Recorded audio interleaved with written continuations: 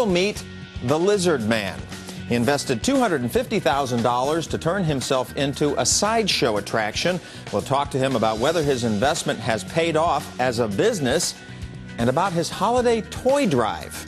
He's probably collected a lot of rubber snakes by now. That's all ahead on Money for Breakfast. Wait, the Lizard Man? Slithering back to you guys. I'm so behind. Is that like a Gene Simmons thing? Did he do like the tongue? Oh. He underwent 700 hours of tattooing and surgeries to turn himself into a sideshow attraction. You got to see this guy. All right, pretty amazing. And a little McDonald's, Big Mac Filet-O-Fish, quarter pounder French fries. We're ready. And even Ripley barely believes that a man can become a lizard. But our next guest is trying. We'll meet Lizard Man, and we'll ask the question, how much do you make? I'm a little scared. Stay tuned for more Money for Breakfast. Oh, my God, that hurts me. That hurts. I want to tell you I love you every day.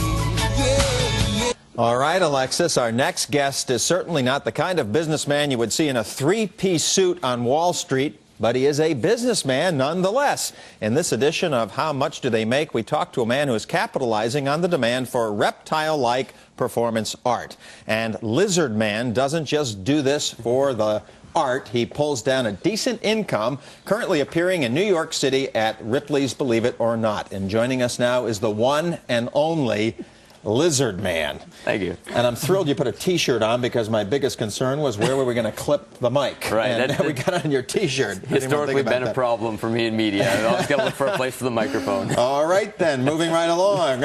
Why did you become Lizard Man?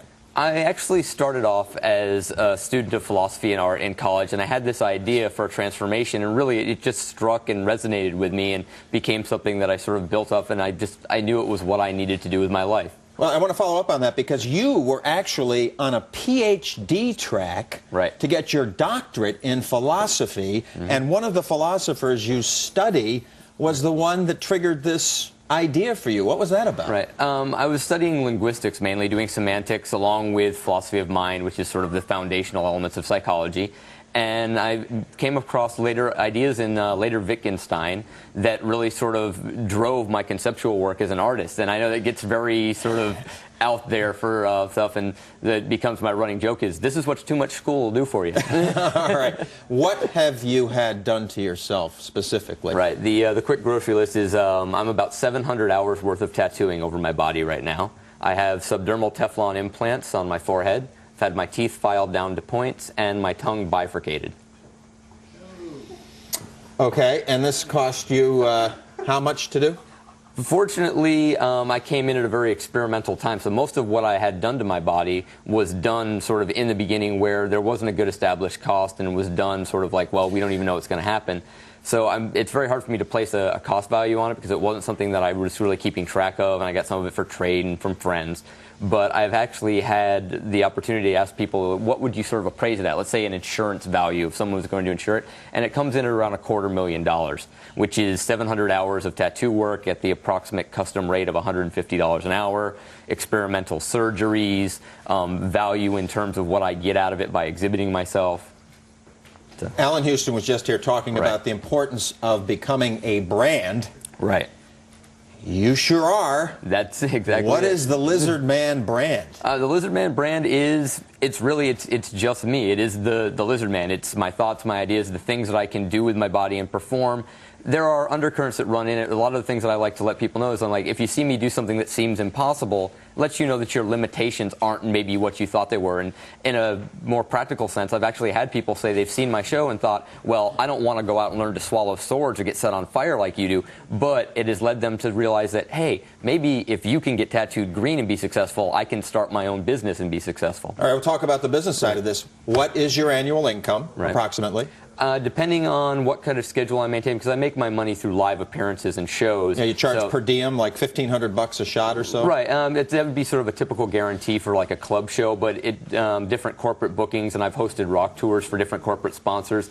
So there's a vast range of what I can do. Annually, I usually do about $60,000 to $80,000, depending on my merchandising and how many dates I'm out a year. And you were just telling me as we were sitting here that you have health insurance. Yes. You have an IRA, a retirement plan. Right. Tell me how you structure all that. Well, the idea is you've got to remember that show business, the second word is business, and you'll hear that a lot. And it's one of the things that I get people who come up to me at after shows and they'll be like, "Oh, I really want to do what you do. I love, sword swallowing or firing, whatever it is." I tell them the first thing you want to do is go get a book or go take a class at a local college on business, because if you can't do your basic numbers, you're going to fail no matter how great you are creatively. So, in your IRA, Right. where do you have your money? I went with a Roth IRA through my credit union, which I use for my bank. You have a credit union too? Yes, I do my banking at a local credit union in Austin, Texas. Wow. And because there is one for performers like you, Right. for Well, magicians and sideshow artists. And Well, there's the credit union is basically that I use is open to residents of Austin. Basically, Okay. if you're in my zip All code, right. you can come in. But yeah, there are also associations that work professionally with all sorts of entertainers. And I think our viewers would be fascinated to know that your birth name is Eric Sprague. Right. You're married. Yep. No kids yet. No kids. You're Nope. here at Ripley's, believe it or not, That's right. in Times Square. Yep. At the Ripleys Believe It or Not Through, auditorium in Times through Square. Sunday, and you're going home for Christmas to be with, Yep. with your family. Right. And today we're actually doing a toy drive over All at right. the auditorium. Lizard Man. And you're doing a toy drive That's today right. for Toys for Tots. Yep. Lizard Man, thank you very much. Coming Thank up you. next, Charles Payne will have his picks for us this morning in Charles' Choice.